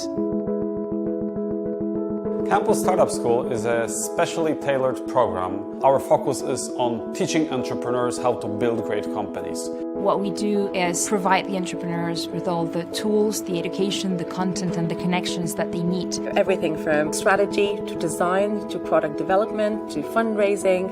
This is exactly what we are trying to deliver. Hands-on skills that can be used immediately to grow your business. An example of a workshop that we run is design thinking, and this will teach you how to actually build a prototype and how to improve your product so it will be more effective. They have absolutely fantastic talks here on absolutely everything and anything. Szkolenia nie tylko była użyteczna, ale również praktyczna. One of the big benefits from Campus Startup School is the network. You really feel like you're at the heart of the ecosystem. You never know who you might meet, how they may help you. Campus Startup School, it's for free. That's the best part. You can go pay for it at a conference, or you can come here and get it for free. It's as simple as that. We want to empower the next generation of entrepreneurs, and we want to help them build companies that hopefully will be as big as Google. I'm very glad that I went to Campus Startup School. Definitely worth it. It was great for us. We got so many information that we are using now in our daily company life. It was game-changing, I think, for us. Come in here and listen to what's going on. You'll learn a hell of a lot.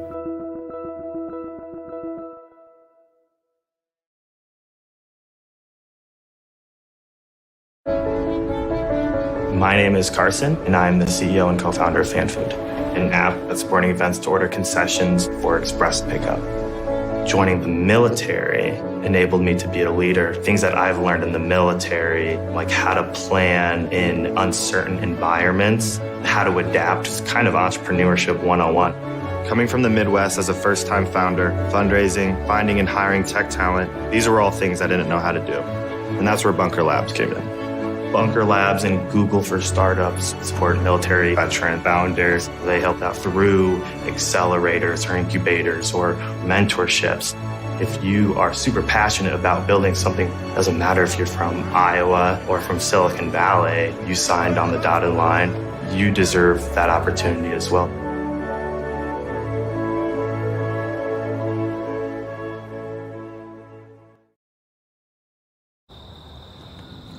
I'm going to download the new app, and we'll get you started in the meantime. All right.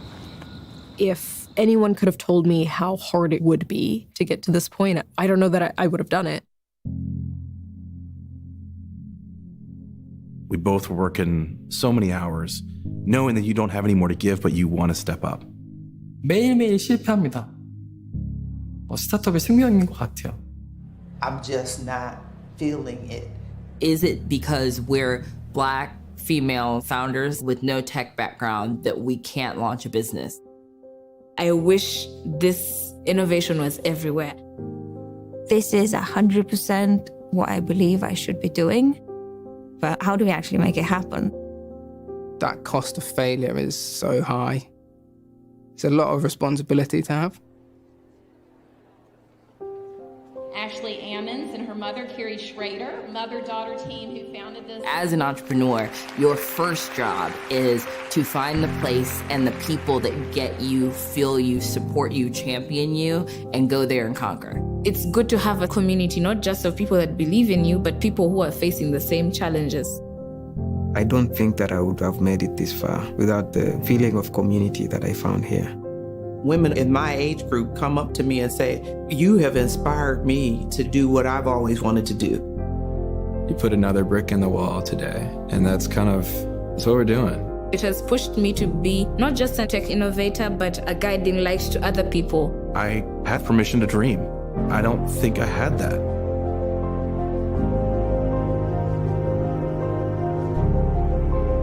If I can help just one person, it's going to be worth it. But now at the prospect of doing this for hundreds, thousands, millions of people, there is nothing that can stop us.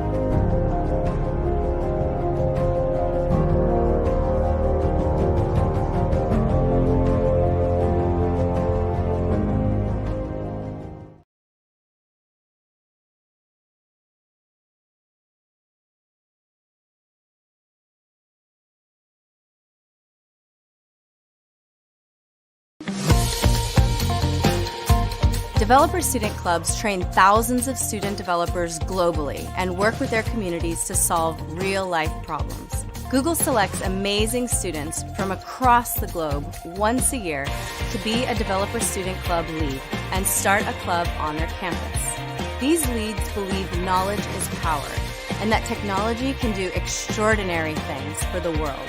They take on the responsibility to help students learn and empower these students to solve real problems around them. Join us in building a global community for students.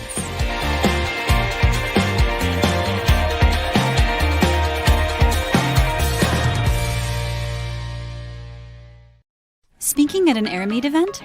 Awesome. Allow us to help you with the basics of AirMeet. As a speaker, you will be provided with a unique speaker link to enter the AirMeet event. Click on the link, and you will directly enter the AirMeet. No sign-in required. In case you have any issues with the link, don't sweat. You can just enter the session directly and ask the host to invite you on stage as a speaker. Once you've entered the AirMeet, you will land in the reception area. The reception is the official welcome area of AirMeet. Here, you can see what's happening live on stage. Check out the public chat and DM the host of the event to learn about your schedule. Click the Sessions tab, and you will be able to see the Go Backstage button for the session you are mapped to. Enter the backstage to have a private conversation with the host before the event, do a dry run, or to simply test your audio, video, and presentation. Once everything is in order, the host will be starting the session. If the session is already live by the time you enter the event, you will be directly taken to the live stage. Once the session has begun, you can present your content, share your screen, and connect with participants via chat, Q&A, emoji reactions, live polls, etc. You can also request the host to play your pre-recorded content in the live stage. You can switch layouts and put highlight focus on a particular speaker. Participants can use the Raise Hand feature to request to share the stage with you and interact with you directly. Post your session, you can visit the lounge. The lounge allows you to interact with the participants and build meaningful connections through virtual tables and speed networking. And last but not the least, to ensure a seamless speaking experience, you're expected to log in with laptops and desktops with Chrome 79 Plus, Firefox 76 Plus, Internet Edge, and Brave browsers with a minimum internet speed of 10 megabytes per second. If you are in an unsupported browser or device, you will not be able to present, speak, or interact in an AirMeet event. Have a fantastic and engaging speaking experience with AirMeet. Wondering how to pull off a massive international conference online? Introducing AirMeet Conference, a format that lets you host vibrant and lively conferences virtually. To create a summit, click the Create an AirMeet button in the dashboard. On clicking, a pop-up box appears that lets you choose between a meetup or a conference event. Choose Conference to create and host impactful multi-track summits. Enter the details and click on Create AirMeet to create the summit. Once you create the AirMeet conference, an event link is generated. On the day of the event, you just gotta click on the link and start the AirMeet. You will land in the reception area. The reception is the official welcome area for your participants and speakers. Here, they can see what's happening live on stage, go through their personal bookmark sessions, see the list of event sponsors, and visit their websites. Also access personal and public chats. Hold on, we've got another surprise here. Don't forget to add a splash of your brand color to the interiors of the event to ensure higher brand recall. To see where the actual action is happening, click on the Sessions icon on the navigation bar to your left. AirMeet's virtual stage can host multiple engaging sessions in parallel. Whoa, ain't that brilliant? Participants can find the schedule of the sessions, choose a live session that they want to attend, and just join in, whereas speakers and hosts can go to the backstage directly from the Schedule tab to prep up for their session. The backstage is an exclusive private space for speakers and hosts to sync up before and after the session. Click on the Start Session button to go live. Upon entering the live session, your participants can find many interactive features such as chat, Q&A, and emoticons to make the live session more engaging. Participants can use the Raise Hand feature to join speakers live on stage. This is great for audience engagement. Speakers can use live polls and also play pre-recorded videos in between sessions to engage your audience and perhaps give a shout out to your partners. How about branding your stage backdrops? Yes, you heard me right. Add some zing to your sessions with attractive backdrops. And why not? Leave a mention to your partners on the backdrops too. Not just that. Allow participants to access the list of people attending the same session and interact with them in the session chat feed or through direct messages. During a session, if participants want to network and meet others, then the lounge is the place to be. The lounge is a one-of-a-kind interaction area wherein participants can meet new people and build meaningful connections. This can be done either through speed one-on-one networking or group conversations at the virtual tables. Moving ahead from the lounge, you will reach the arena. The arena is a virtual booth exhibition area that offers enticing booth spaces to exhibitors to position their offering, meet with prospects that are interested in their offerings, and capture leads for their business. Participants can just click on the stall they are interested in to enter and catch up with the booth representatives in the booth lounge for swift video chats, demos, and discussions. Prospects can simply click on the CTA I am interested to send their contact details to the exhibitors to take the discussion forward. The exhibitors' details like brand logos, graphics, videos, marketing collaterals, and their social media plugins can be customized here. Features like the reception, sessions, lounge, and arena of AirMeet give a grand conference experience to your participants, speakers, sponsors, and exhibitors. But what makes AirMeet Conference convenient for hosts is that it is built to offer a highly customized event experience. The dashboard is the place where you can get a comprehensive overview of your event and also get to modify the event details according to your requirements. In the Venue Settings tab, you can upload the event logo and a welcome banner. You can also include your featured sponsor to the banner. In the Sessions tab, you can add multiple sessions and edit the session details as per your event. go to the Speakers and Hosts tab to add speakers and hosts to your event and assign speakers to their particular sessions. You can set up exhibitor booths in the Booths tab. Click on the Add Booth button, enter details, and that's it. The booth has been added. Click on the Sponsors tab to create and modify different tiers for your event sponsorships and add sponsors to the specific tiers. Finally, go to the Tickets tab to set up different ticketing slabs for your event. You can find all of this and much more in the paid plan of the AirMeet conference. Host global conferences from wherever you are. AirMeet.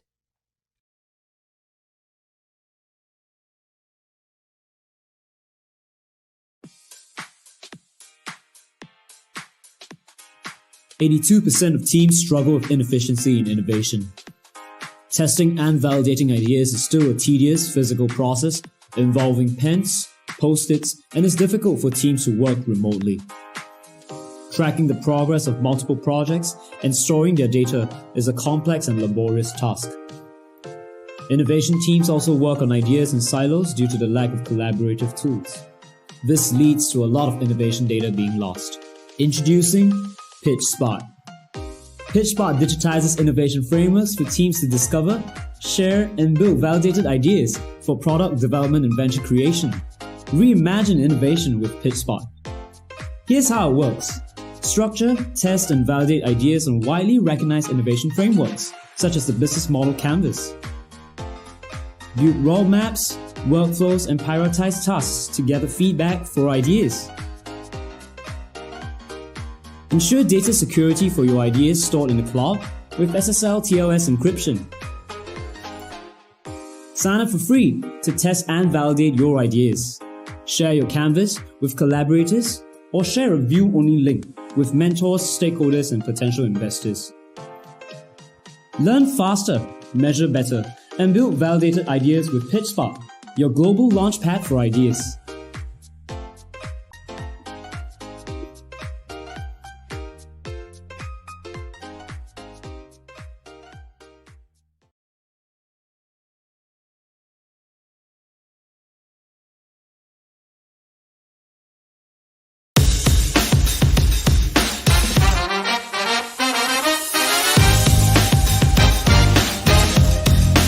Developer student clubs are university-based communities where students learn about Google technology and use their skills to solve local problems.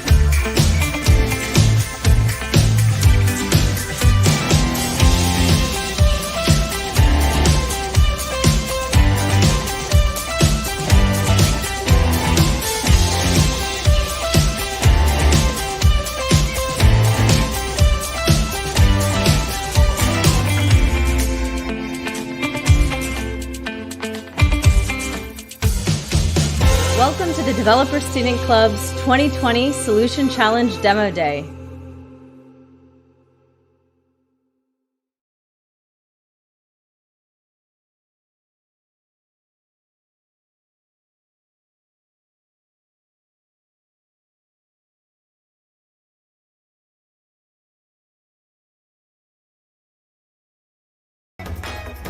Let's check out the solution challenge.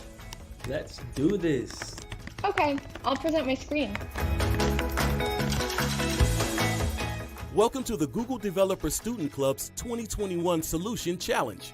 The mission of this challenge is to use Google technology to solve for one of the United Nations' 17 Sustainable Development Goals, aiming to end poverty, ensure prosperity, and protect the planet. Win cool prizes, mentorship from Google, and swag. Get help along the way from Google at training events, code labs, and hackathons. Submit your solution by March 31st, 2021. Register today. We can't wait to see what you build. Let's get started.